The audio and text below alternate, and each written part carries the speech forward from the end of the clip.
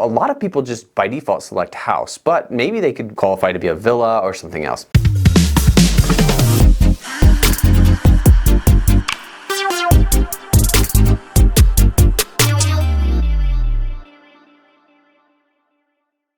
Hey there, Jeff, founder with IntelliHost here, and today I want to show you what property type is the most popular on Airbnb.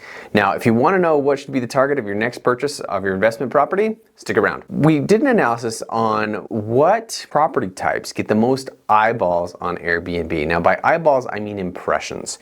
An impression is every time you appear in search, and Airbnb records this. So whether you got on page 1 or page 15, you get an impression if you appeared in search, okay?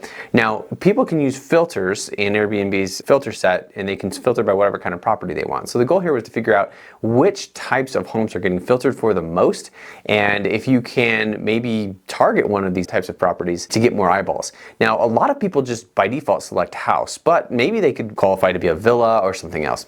So when you look into the data, what you see here on the left side, these are the different categories that Airbnb has, and you can see the number one viewed type of property is cottage. Thought that was pretty interesting. Now, the sample size here is only 131 out of like 8,000 properties, so it's not like massive sample size, but it is interesting that 500 daily impressions are being received by cottages, followed by cabins and then villas. Now, villa and chalet can have somewhat of a fuzzy definition, so you may want to look up the definition on Airbnb to determine if your house might actually qualify as a villa or a chalet, because you can see that houses on average have about 300 daily impressions on Airbnb versus a villa or chalet at 469. That's a pretty significant uptick if you're able to get into that category. Now, that's not saying that you'll automatically receive 30-40% more impressions just for getting into a different category, but it does seem to suggest that those types of properties are getting more traffic overall.